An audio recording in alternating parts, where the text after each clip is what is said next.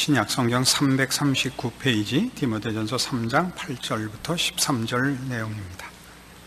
이와 같이 집사들도 단정하고 일구이연을 하지 아니하고 술에 인박이지 아니하고 더러운 일을 탐하지 아니하고 깨끗한 양심에 믿음의 비밀을 가진 자라야 할지니 이에 이 사람들을 먼저 시험하여 보고 그 후에 책망할 것이 없으면 집사의 직분을 하게 할 것이요 여자들도 이와 같이 단정하고 참소하지 말며 절제하며 모든 일에 충성된 자라야 할지니라. 집사들은 한 아내의 남편이 되어 자녀와 자기 집을 잘 다스리는 자일지니 집사의 직분을 잘한 자들은 아름다운 지위와 그리스도 예수 안에 있는 믿음에 큰 담력을 얻느니라. 지금 장로의 직분과 집사의 직분에 관한 내용을 다루고 있는데 그 전의 내용은 기도에 관한 것이었습니다. 기억나시는지요? 2장 1절로 가보시면 그러므로 내가 첫째로 권하노니 모든 사람을 위하여 간구와 기도와 도구와 감사를 하되 이렇게 기도로 갔었죠. 이 모든 것은 1장에서 출발한 거짓 교사들, 좀 더 보편적으로 해서 거짓 신앙을 구별해내기 위하여 등장한 것이었습니다. 기도는 모든 사람을 위하여 하는 것이라. 그러니까 신앙이라는 것은 그리스도의 마음을 갖는 것이라. 하나님께서 예수 그리스도를 보내신 그 마음을 이해하는 것이라. 그것이 모든 하나님의 백성들에게는 당연한 행동과 어떤 생각과 표현과 일상적인 삶의 모든 모양에서 이 내용이 우러나오는 그런 사람이어야 한다 하는 차원에서 기도를 할 때도 모두를 위하여 자기 편을 들지 말고 누구에게는 제가 그런 예를 들었죠. 김정일이 빨리 죽여달라는 기도는 안 된다 이겁니다. 그래도 하시겠다고 우기셨습니다. 그러니까 그건 뭐 할 수 없는데, 그러니까 우리는 그렇게 기도하지 않는다 이겁니다. 우리 편 내 편을 가지면 기도는 못하는 겁니다. 그런 차원에서 감독은 뭐냐 이렇게 했고 이제 집사는 뭐냐 이겁니다. 이건 다 얼마나 그 신앙을 제대로 이해해야만 되느냐 하는 문제를 설명하기 위하여 장로들은 이렇게 등장하고 집사들은 등장하고 있습니다. 그러니까 장로들은 이러이러해야 한다.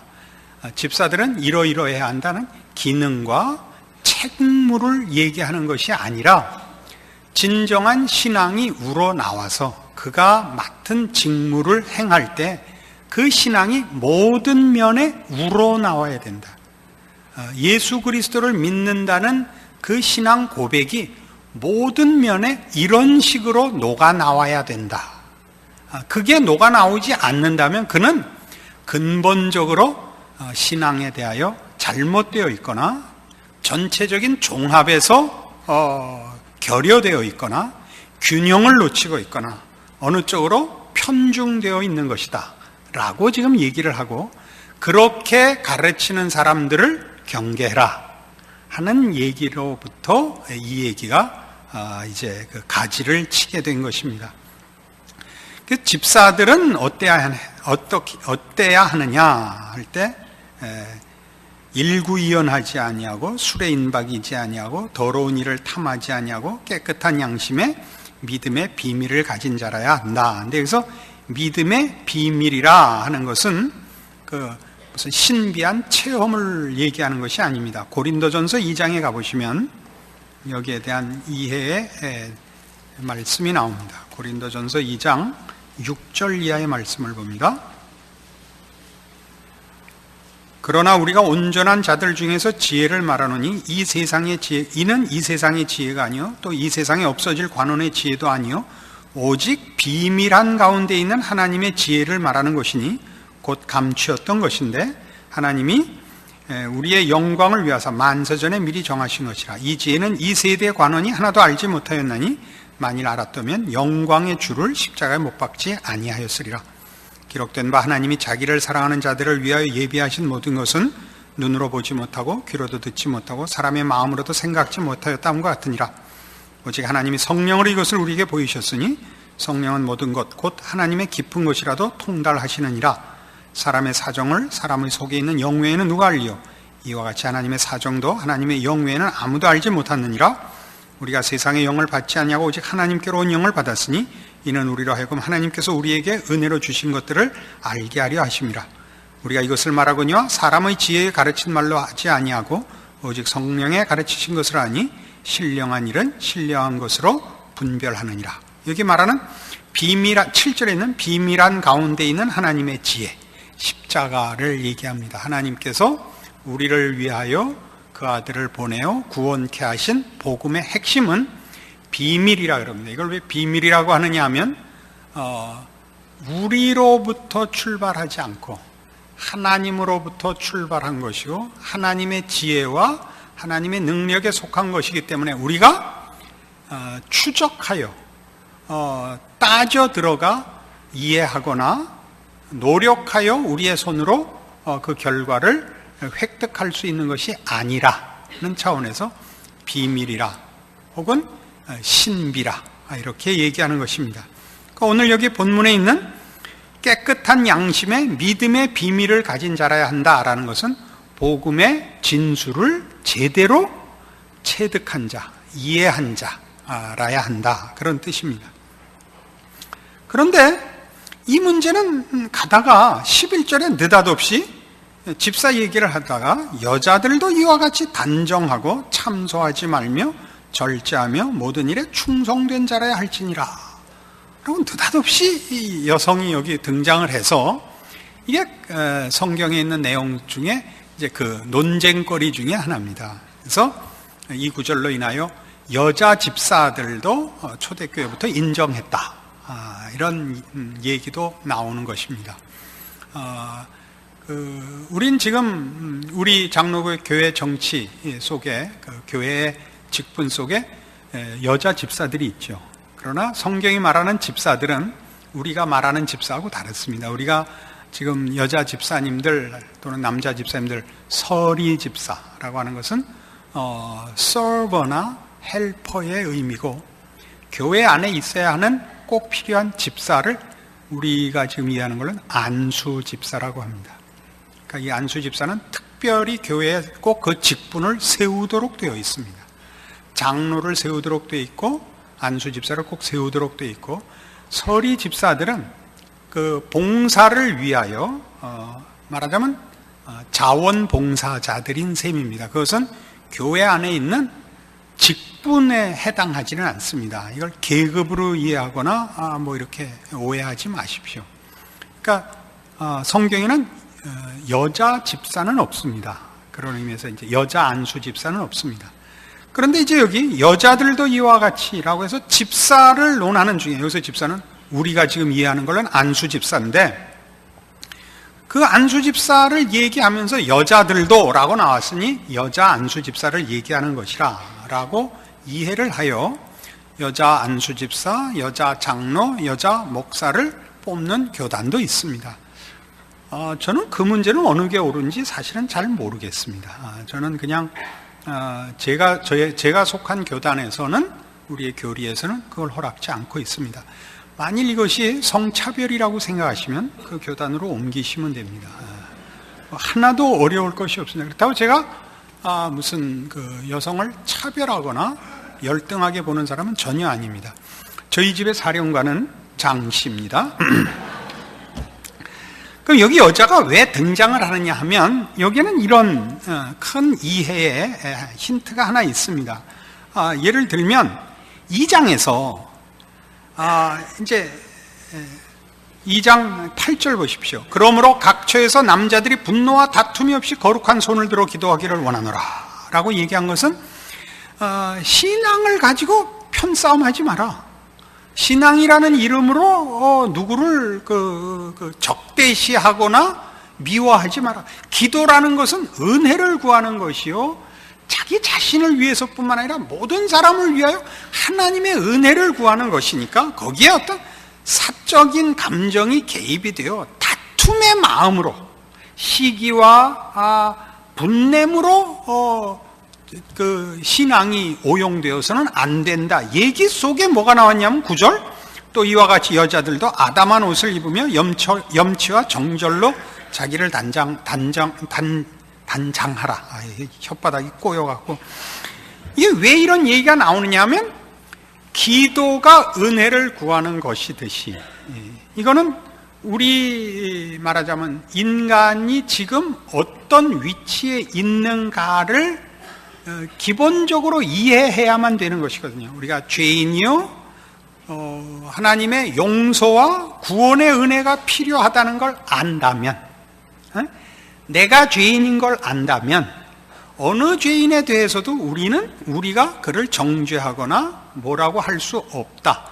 그러니 기도가 공격용으로 쓰일 수 없지 않느냐라고 얘기하는 그 같은 맥락에서 여자를 동원하여 뭐라냐?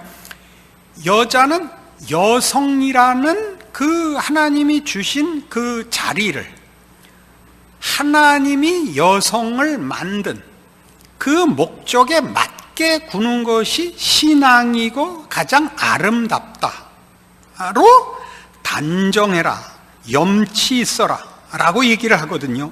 왜냐하면 여자의 그 위치가 신앙의 그 원리와 신앙의 본질을 드러내는 일에 그 위치가 훨씬 가깝습니다. 여성이라는 위치가. 왜냐하면 성경상 남성을 돕고 남성의 지배를 받는, 남성의 지배를 하니까 나쁜데, 어쨌든 우리가 타락하면서 하나님이 여성들에게 준 벌입니다. 남자의 권세 아래 있게. 그래서 집 안에, 아주 나쁘게 얘기하자면 집 안에 갇혀버렸단 말이죠.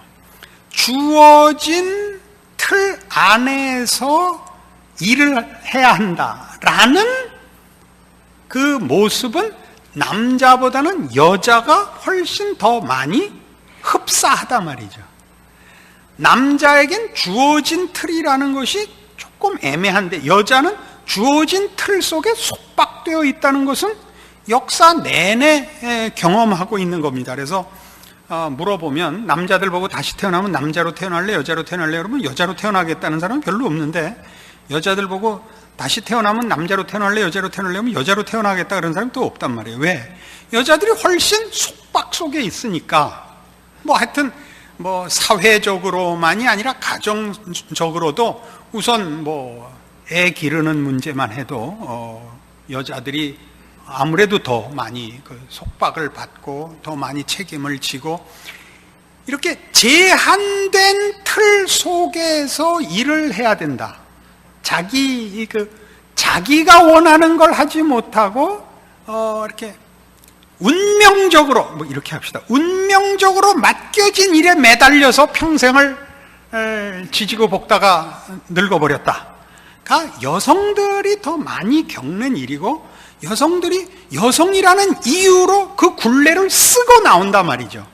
그게 꼭 뭐와 같으냐 하면 신앙인들의 자세와 똑같다 이 얘기입니다. 성경이 여성을 여기서 도입하는 이유입니다. 그래서 어디로 갔었냐 하면 15절에 그러나 여자들이 만일 정절로서 믿음과 사랑과 거룩함에 거하면 그 해산함으로 구원을 얻으리라가 나왔었죠. 애 낳는 게 왜 구원이 되죠? 이게 뭘 의미했어요? 하나님의 창조 질서와 그 창조 질서를 파괴한 죄로 인하여 우리가 처해 있는 죄 아래 속박당하고 있고, 하나님의 은혜를 구해야 하는 입장이 여성들이 애 낳고 애 때문에 지지고 볶는 것과 굉장히 흡사하단 말이에요.